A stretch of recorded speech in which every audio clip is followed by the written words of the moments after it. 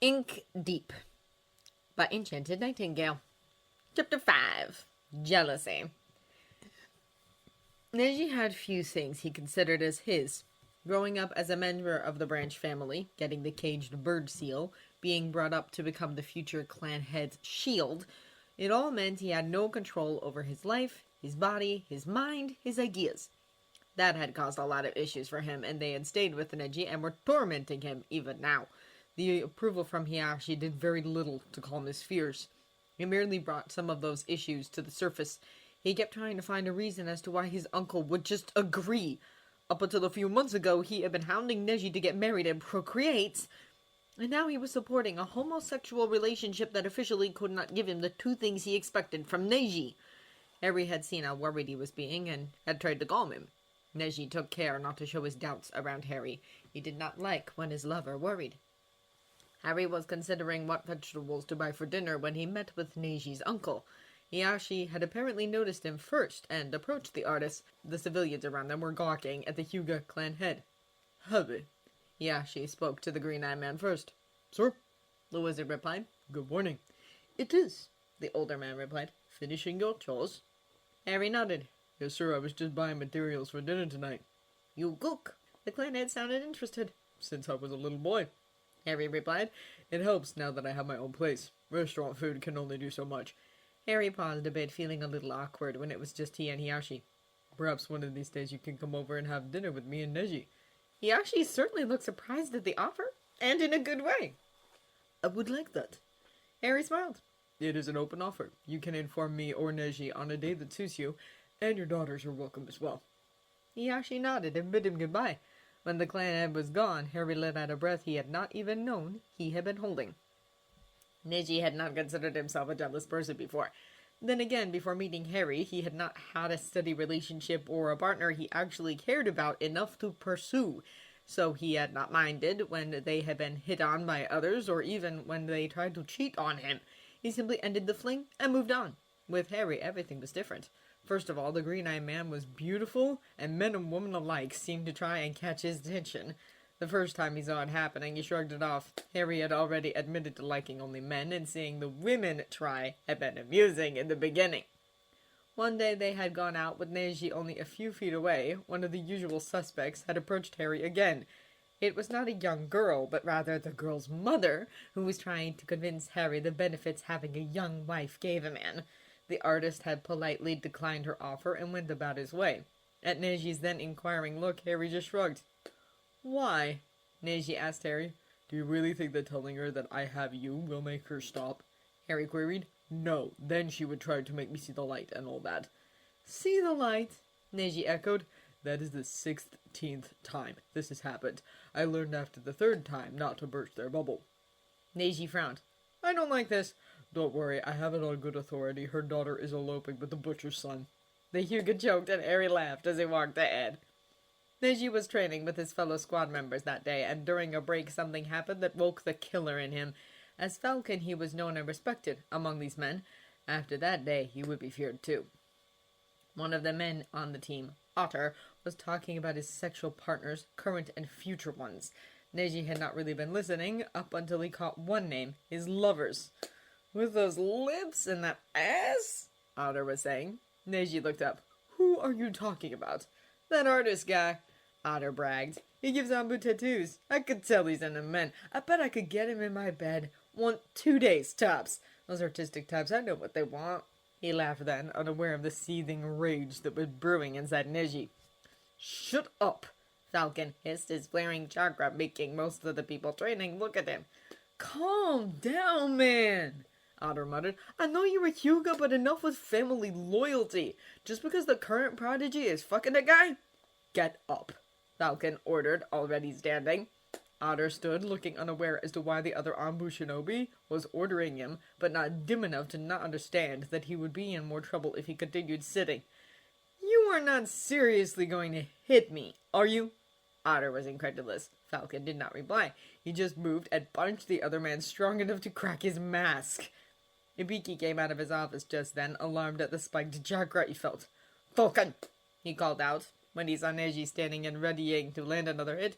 Don't just stand there, you idiots! Hold them apart! Ibiki yelled at the other shinobi, and they sprung into action.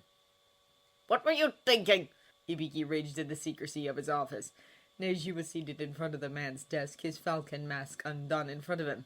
Otter is a disgusting man, Neji muttered. Ibiki fought the urge to throttle one of the best Anbu he had. Explain, Ibiki ordered Neji, and it better be good. It is, the Hyuga insisted. Harry and I... My uncle accepted him in the family. Ibiki just about swallowed his tongue. There had been rumors, but none of the Hyuga confirmed or denied them. They just ignored the questions in that aloof way of theirs. For Neji to admit this much, for Hiashi to agree, then the youth in front of him... To hear that man speak of Harry like that, Neji's voice was filled with his anger. Ibiki felt the urge to bang his head somewhere, or just punch Neji. In the end, he did neither, and decided to try and find a way to fix this. The excuse that Falcon, as a Hyuga, was angry at Otter could be plausible, as long as Falcon was not identified as Hyuga Neji. Anbu operatives were supposed to remain a mystery, even to each other. He would find a way to fix this, and not cause trouble for Neji, because Ibiki was happy that the uptight and fatalistic shinobi found someone to care and love. Just get out of my sight, the older shinobi said, and Neji bowed his head in thanks and vanished. That night, Harry could feel that something was off with Neji. His lover felt distracted and worried. He was also rather anxious and could not stop touching him. The wizard guessed that something had happened during the day that had shaken Neji quite a bit, so he did not ask any questions and let his actions speak for themselves and provided the comfort his lover needed. He let Neji crawl into bed with him, and when the shinobi started kissing him in a desperate manner that reminded eerily of their first night together after Neji's discharge from the hospital, Harry was a bit concerned. What happened? He asked Neji. Nothing serious, the Hyuga replied. Neji, Harry, just let me... The wizard pulled him down for another kiss, and Neji went along, caressing the side of Harry's neck and downwards, reaching his lover's shoulder, then trailing his lips on the collarbone, continuing his path till he reached Harry's navel, undressing the wizard while he searched for more skin to lavish attention to.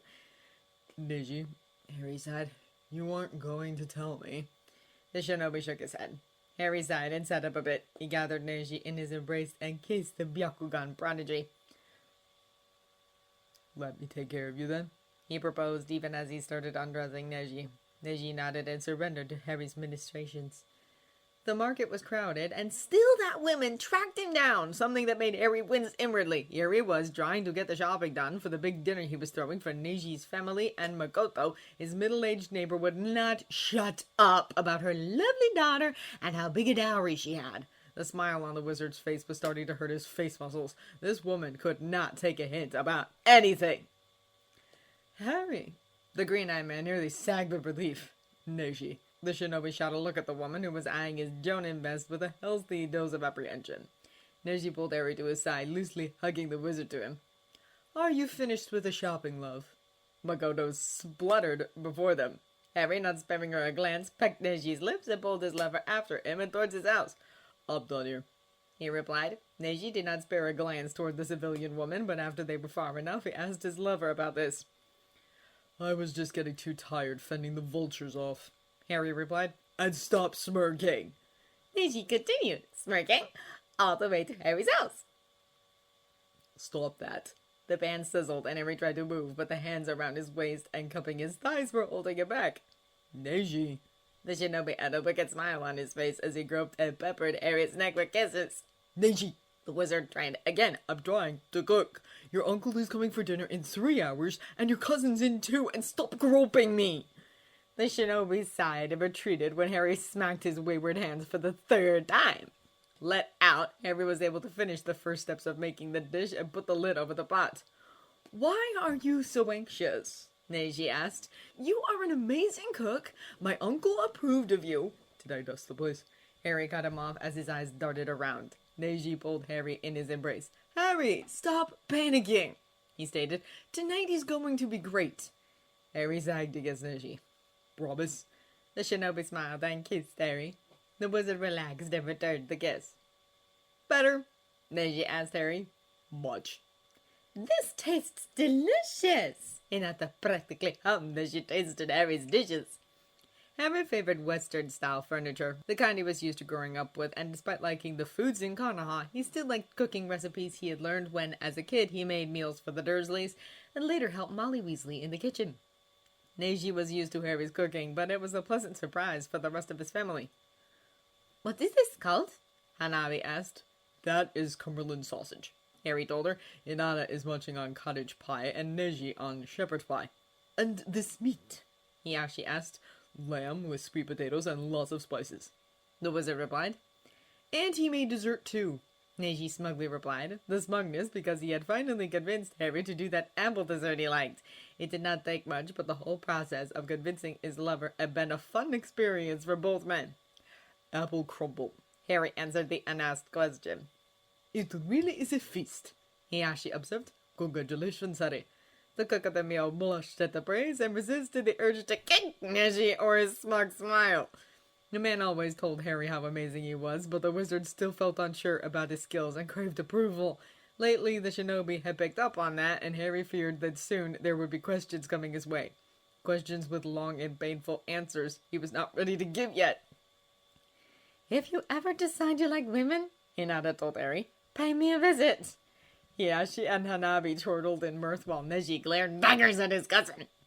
Harry just laughed and accepted the compliment. "Thank you, Hinata, but I will be avoiding you for a while. You look like you want to lock me in a kitchen and have me cooking constantly for you." "There goes my plan," Hinata sighed. "I can help kidnap him," Hanabi offered. "Find your own men," Neji suddenly told them. Hiashi just observed the younger ones as they bickered, content in the much livelier mood that dominated this dinner. Anko was back in his workshop and pestering Harry while the wizard was working not on a tattoo but on a painting. "And then she squealed like a little girl," the violet-haired woman giggled with glee. Harry sighed and paused his brush. "Anko, she was a little girl," the woman scoffed. "When I was a Ganin—" "Oi, don't start a sentence like that. Only old people use those words," Harry called out. "You're lucky I did not use that opportunity to mock you." "I am good with sharp objects," Anko threatened him. "And I make your tattoos. Unless you want the next one to say I am cute and cuddly and have flowers and hearts, then don't threaten me," Harry warned her, and Anko laughed with delight. The wizard noted that she always found his threats entertaining, and he was afraid to ask why. He already understood that there was something about her that was not all that right up there. He had seen her use snake summons, but he had not asked the snakes. Summons could talk, and the last thing Harry wanted was for his partial tongue abilities to become known. "Change the subject, then," Anko decided. Harry sighed and waved her on. "Just don't get the dango on my finished work. And be careful, that cat is for the daimyo's wife." "I knew it was Tora," Orochimaru's former apprentice muttered. "Anyway," the mischievous look was back on her face. A bird told me that you and that Hyuga princess are still together." "Neji's not a princess," Harry corrected her. The violet-haired woman scoffed. "Yes, well, he's certainly prissy enough to be one." "Go," Harry pleaded. "We are together, okay? What is it that you want?" "How good is he in bed?" "Go!" "What? You are finding me in a dry spell. Be a good lad and offer me a couple of juicy details. Save me." "No," Harry told her. "I will buy you cake," Anko said in a sing-song voice. Harry's will wavered for two reasons. The first was that he was dying to speak with someone about Neji and his relationship, but without compromising Neji's position as a shinobi. The other was that Anko knew a retired cake maker who liked her and gave her these wonderful sponge cakes as gifts, and Harry loved those the last time she brought a sample. "You are evil," he muttered sullenly. Anko smirked. She knew she had him. "You know, I heard the most interesting rumor," were Guy's words to Neji. The Hyuga prodigy did not meet with his old Ganin team and his Jonin instructor, but he did meet with them. The incentive was that he not agree willingly, then Lee would have dragged him along in some horribly flashy and gearish way, and Neji would all for choosing the lesser of two evils.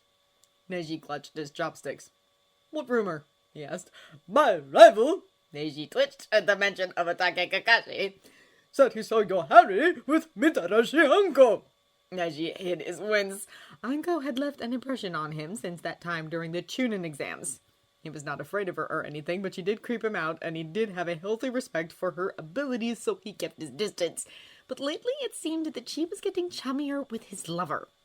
Harry, for some yet unidentified reason, found a friend in the violet-haired woman, and for the life of him, Neji did not have the heart or guts to tell Harry to keep his distance or question his new friend. It helped marginally that he had seen the duo together on one of their outings. Harry did not take any crap from Anko, and gave as good as he got, something that amused Anko and proved to Neji that Harry could hold his own. Neji in some way did not like that Harry's time was divided between him and Anko. He was selfish with Harry, but he was not about to say that to his lover. Also, after he pushed his irrational feelings aside, it was good for Harry to have more friends. Sure, the artist had gotten closer to Neji's cousins. The two girls were becoming frequent visitors, and not just for Harry's cooking. But both Hinata and Hanabi were busy. Neji was lately sent on more missions, while Anko had recently passed a Ganin team and was around more often. "They are friends," Neji told Guy. Lee gasped and even Dead blinked at Jacques. Guy just took it in stride and went about his latest challenge to Kakashi, leaving Neji to finish his meal in relative peace. Hubby? The artist looked up at the sound of his name. Sir. The green-eyed man was startled at seeing Hiashi in his shop. The clan head looked odd being in there, odd and uncomfortable with something, and the wizard intuitively knew that the older man had something he wanted to tell him. "The good time," Hiashi told him, and Harry nodded and went to clean up from the paints that clung to his fingers. When he was back and looking presentable, he found Hiashi studying his work. Some were finished, others unfinished, and some were just sketches of work to come. Harry hated working when commissioned too, but it paid lots better. "You have talent," Hiashi commented. "I am still an amateur in a lot of things," Harry replied. "Seals? That is your talent?" Harry considered his time as unspeakable. "Seals, words, rituals?" He knew Hiashi was eyeing him with speculation. "And when did you study those things?" Hiashi asked. The wizard shrugged. "A place far away. It does not really matter now." Harry sighed. "It is a lifetime and a world away, and in no way a threat to Konoha or your family." The Hyuga clan head nodded. "You don't feel like a civilian. You have undeveloped chakra coils, but also an entirely different energy system that shows you like a cloak. Most of the time I have trouble seeing it." Harry blinked. Did that mean that Hyuga eyes could spot magic? And why was Hiashi so unconcerned? Better yet, why had Neji never said anything to Harry about this? "Don't worry," Hiashi told the man. "It is not something all that weird, just unusual." "Okay," Harry agreed. "What I wanted to tell you today is basically information about your relationship with my nephew." The wizard straightened his back. "I thought you had no problem." "I don't," Hiashi stated. "Neji is happy. Even my daughters are happy with you. Aside from that, it is none of my business. I will be a problem, but only when you hurt them." "So what is the problem?" Harry asked, deciding not to give too much thought on the not-so-veiled threat. "Do you know that I am clan head, but as clan head, I have a council of the clan's oldest and supposedly wisest members of its advisors?" Harry slowly nodded. "They are adamant to see Neji married. He has a very strong Byakugan, and they want him to have kids. Soon." Hiashi bluntly told Harry. The green-eyed artist winced. "Does Neji know? I have not heard rumors of dead bodies turning up." Hiashi chuckled and Harry smiled a bit, relaxing. Hiashi apparently did not agree with the Hyuga elders. "Indeed, my nephew is unaware," Hiashi admitted. "Why tell me?" Harry asked. The older man's lips quirked. "He listens to you, cares about your opinion, to a certain degree," Harry allowed. "but I don't tell him what to do. But he values your opinion." Hiashi insisted. "Well, yes, and that is what I am counting on." Harry's eyes narrowed. "What exactly are those geezers planning?" "Blunt," Hiashi stated, amused by the youth's reference to the elders. "And the what? They informed me they found a wife for Neji and that she is coming with her family to meet him." Harry twitched. "You are joking." "I am afraid not." The wizard grimaced. "And what, you want me to keep Neji busy? And why can you not control the old coots?" "For one thing, they once changed my diapers," Hiashi admitted. "For another, I want to see Neji go berserk on them. I have it on good authority they will try to do the same to Hinata and Hanabi. I have already decided Hinata will be my heir. Hanabi is not interested in leading the clan. She wants to train under Marino Ibiki. The elders don't know yet, and they plan to pawn my eldest daughter to some middle-aged aristocrat. She's shinobi and a medic, not a doll." Harry liked the fire in Hiyashi's words, even if the man's face did not change in expression much. I'll help, Harry agreed. Hiashi thanked him. Neji was weary that day. His joints ached after his training. Following his attack on Otter, most Anbu were wary of him, and only Viper was willing to work with him and train. It was not that big a surprise to be informed by Ibiki that Viper was Anko. The Gonoichi had been pleasantly surprised and informed Ibiki that she would take Neji on. The smile on her face and her glee nearly made Neji decline, but the man liked a challenge and the violet-haired woman was it. When he returned to his place that day with his bones aching and his muscles protesting, his uncle was waiting for him at the front door. Hinata warned me. You might need this, Hiashi told his nephew, handing him a salve, and then went on his way. Neji just entered the house only to be greeted by Harry. Finally! Uncle told me she was sparring with you today, the green-eyed man said as he walked up to Neji and greeted him with a warm embrace and a kiss. I prepared the tub with a few salts and a bit of healing herbs. Go soak in it, and then I will serve you lunch. And then, I have a surprise for you. Neji blinked at the whirlwind that was Harry. The artist paused a bit. You have the day off tomorrow, right? Yes. The sassy look on Harry's face and the way those green orbs darkened almost made Neji scared. Almost. What he felt was anticipation for whatever his lover had planned for him, and giddiness. There was insistent knocking that woke Neji up from his blissful sleep. He untangled his limbs from Harry's, and with a last soft kiss to his lover's shoulder, he left the bed. He started looking around for his pants, or at least something to wear, and found Harry's pajama bottoms by the door. Putting them on, he headed for the door, wondering who it could be. Hiashi had seen Neji arrive, knew Harry was with him, and would let them alone. Hinata Inu was busy with the hospital, and Hanabi was away in Rice Country on a mission. His uncle's servants made a point to visit his house to tidy after Neji left. Opening the door with a scowl on his face, Neji came face to face with 3 people, and in the background a few more. He felt his ire sparking at those who came this much far in the Hyuga compound, and then disturbed him. Who are you, and what do you want? He rudely demanded, not caring about manners or that he was barefoot and half naked in front of them.